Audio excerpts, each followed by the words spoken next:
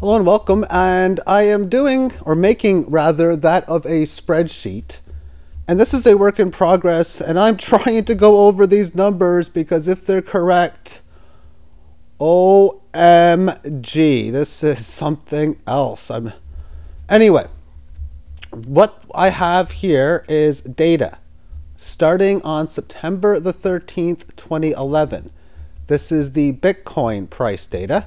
Column B is the open, column C the high, column D the low, and column E is the close. I received the data from bitcoincharts.com. Go to 8 years, daily, load raw data that is, and then I just copy and pasted that. That's where I got the data from. Excellent, okay. So then, what I have done is, or what I was stating I was going to do, was see how this market reacts when prices are based on where they are within the 18 average. Now, when I see these days with nothing, I'm just going to ignore these days because it's two infancy stages, but now I can see the prices at this point are moving. So I started here, and column G represents price movement. This is simply E160 subtract E159 divided by E159, which tells me what the up or down percentage was for the day, how much it gained or lost. Volatility, column H, equals C of the C column subtract the D column divided by the D column. So high subtract low divided by low. That gets me the volatility. And then we have 7 average, 21, and 63 average. And this is the average of the last 7 closes, 21 and 63 respectively.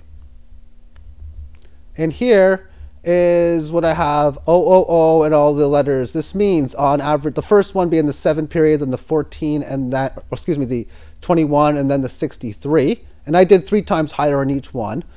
I thought maybe I could do the 18 and do the 6, 18, and 54. And really, I guess you might, well, you could work within them, but they should both give you decent results. Anyway, so I got it when all of them are over. What this tells me, and I'm going to ask, is price action over the first moving average? Okay, if it is, I want to know if it's over this one. Okay, and if it is, I want to know if it's over that one. And if all those are true, place me a 1, and in time you see false down below. And then same thing with each of the others. Every single category is done. And this one, the first one at this point, this was in a downtrend because all price action was under all averages at the time. Counter. The reason what I put the counter for was this. This is the sum of all of these numbers.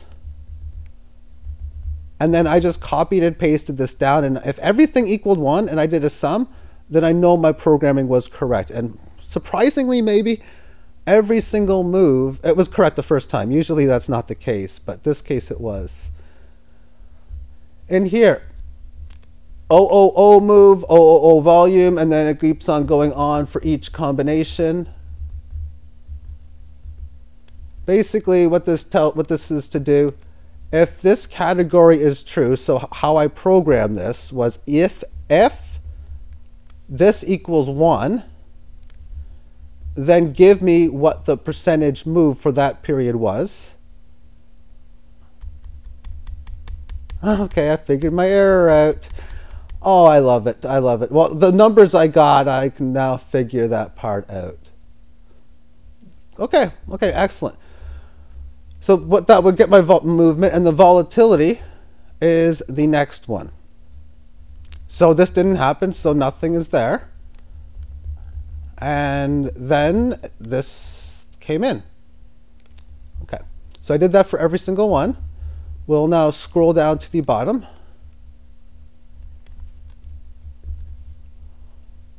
And here we have, what I have here is the sums of each situation. So the most common situation for Bitcoin is it is above the 18, above all averages, and the least common, we have the 45 in here, And then those are the numbers that we're done for the total. Okay, so what I did from this stage on was I want to see how the movements of each one would be. And now that I know my mistake, I can see why the results are as poor or are as off as they were. So what I do is I want to see only each category. So if I'm going to start with the first one, which is the triple O, I take all of the data in here and I copy it, and then I paste it into another area, and where I pasted it to was in here.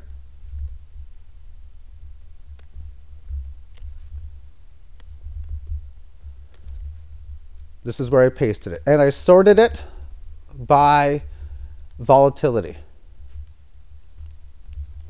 I entered the number 100 here manually. This is equal to this number, multiply the move, and this is a day the price never changed. There was a few of them. Here again. And then multiply its price again to basically see how it does from the 100 point. And then we have a true or false statement here. If H2, which is this number here, is greater than 0, I want a 1. Okay, yeah, this is just to tell me if it's an up day or a down day. That's what these columns are. So if it was, and that's just because I wanted to get that count. So this is how the movement of the code would be. But these numbers got a little out of hand. As we can see, when it is going 300, 400, 600, 800, 1,000, 15, 21, 29, 51, 75, 10,000. And then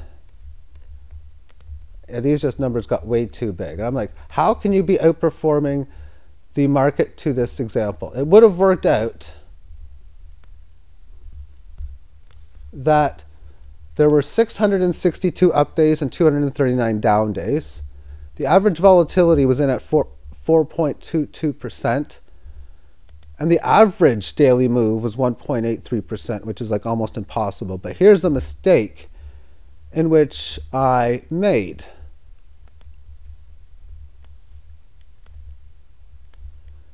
I need to calculate the price move and volatility for the following day, because the idea is to see how markets react to its moves when it's in a situation. So then, I'm going to just adjust the formula. And what I did is I just entered the formula, and I realized, well, of course, it's what this row should be. So I'm just going to do this. I know it's going to work, and copy and paste this down to the bottom.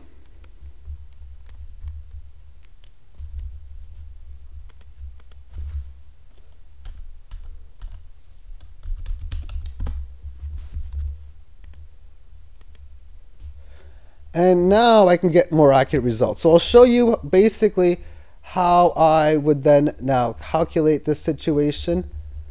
I want to go back into this in here and only get data from this point. Now this should be accurate, because I even double checked the numbers that I had from before and noticed that the percentage moves, that the calculations, just double checking them, would have been correct.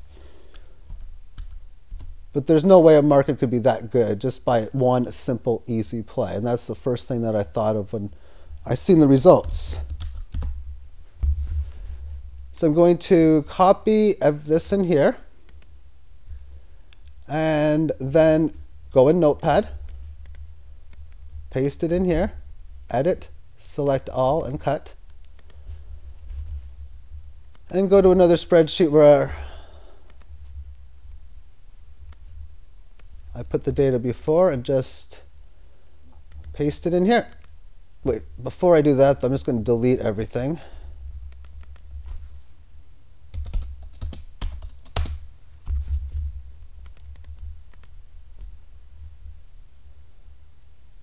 There should be two columns that I'm pasting to.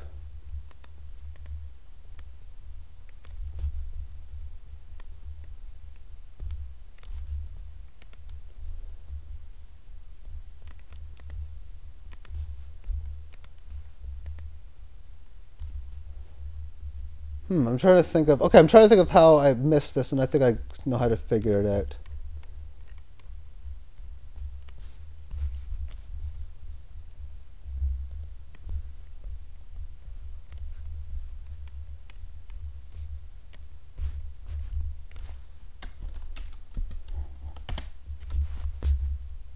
Okay, so I'm going to select all of this, paste this into the spreadsheet. Two columns should come up right here because only one column came up when I seen that, so I knew it wasn't probably going to work. There's a whole bunch of nothings in here, so to fix this, what I'm going to do is just sort this by volatility, which means all of the non-events will just get scraped to the bottom. So we're going to sort it again by column H. I don't care if it's descending or ascending, it makes no difference. Okay, so now we will see, and it doesn't look good, how well one would do if they were to just go long when you are playing a situation when the Bitcoin price is above every single moving average, and you would sell the day it closes below the 7-day average, basically. So here's the price at 100. We can see it's already down, but we're already sorting it by the larger volatility days. So it's not going to be good.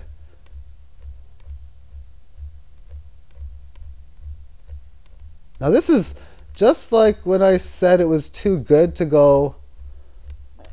Oh, that's now starting to go back up, but by how much? And this makes sense because on the lower volatile days, see, high volatile days when you're above the 18, you're going to be more likely to have a major 30% down move than a major up move.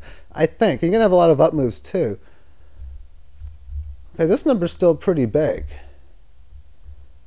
It was 232 times if it's in at 23,332. Now, if we resort this and have this in a ascending order, or descending? No, ascending. We should get the same number.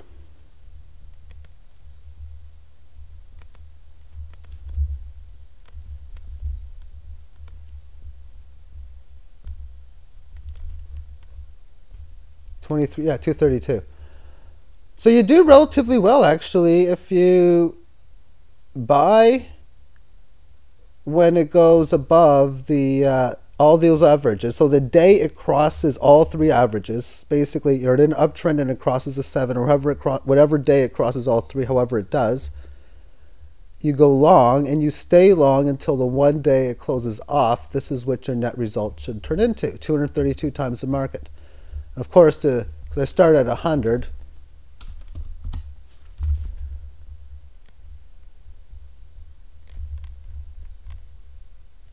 that's pretty good.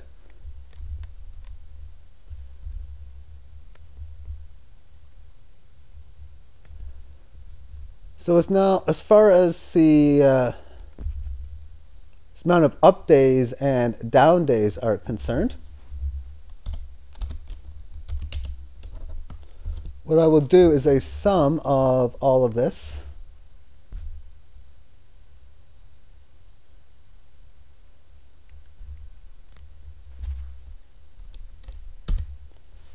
$339 up days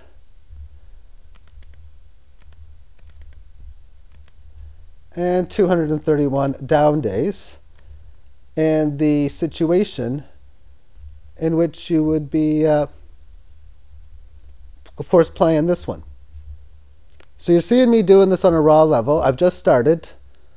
What I need to do from this point forward is do the other combinations like this and see how the volatility and the price moves come into play. Now for volatility, it's average. We have volatility on which column? This one here.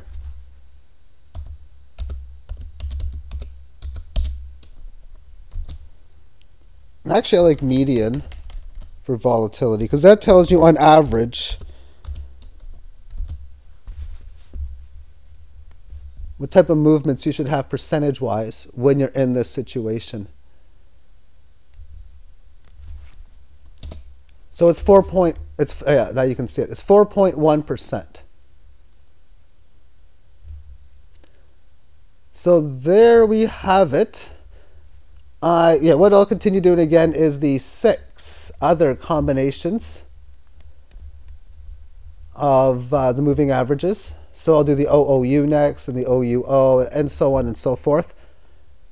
And I'll get a good idea how this works with Bitcoin against the dollar. Then after that, it's going to be this exact same situation with alternate coins against Bitcoin. That's the main one, for that's what I trade. So stay tuned within the next day or two for more information regarding these statistics. And one more quick thing that I'm thinking about that I wanted to state. If you really want a lot of data, I mean, and you can't get like thousands and thousands of days because there hasn't been such. But let's assume you want, you can go 1 minute, but even the 15-minute chart. Let's say I go 8 years, 15. Too much data. Well, that makes sense because that would be a lot to get 15-minute time frames over 8 years. If I change this to 2 years, it still doesn't change. Okay, how about 1 year? Nope, they won't give me the chart. How about 6 months? Still not giving it to me. 5? Well, how about 5 days? Oh, okay, so you won't do 5 months, you'll do 5 days. Will you do a month? You will, okay. How about 2? No. So but technically speaking, you can go back in time and get all of the previous data if you wish. But let's just assume, say you wanted to work with hourly data, because that to me is more realistic for what a trader would do if they want to see better or more than just the daily time frame. If I put this to, say, 4 months on the hourly, I got 4 months worth of data. If I do a half a year, I can't do it. How about 5 months? No. Yes, yes, yes. So what I can do is I can load this raw data. I'm not going to do it, but I'll show you. You just copy and paste all of this. And now you have 5 months worth. After that, what you would do, and you can see this starts in October of last year, go to custom time, and then end it in when you basically start it. So whatever your start date was, and you'll see it within your data, you put that as your end date, and your start date would be 5 months before then. And you get that, and you keep on doing that, and you can get every single hour data for Bitcoin, and we can see, you can go back to like 2012. So you can get like over a half a decade's worth of data for every single hour that has ever existed, in this case, the Bitstamp exchange. So that's for any programmers. That's one way of getting it. And then if you ever want to do things like see how patterns work when it goes over this average, and you just want to get a whole large sample size worth of data, well, now you can get 24 times the amount of data with the hourly than you would with the daily. All right then. Thank you for tuning in, and have yourself a great day. Bye-bye.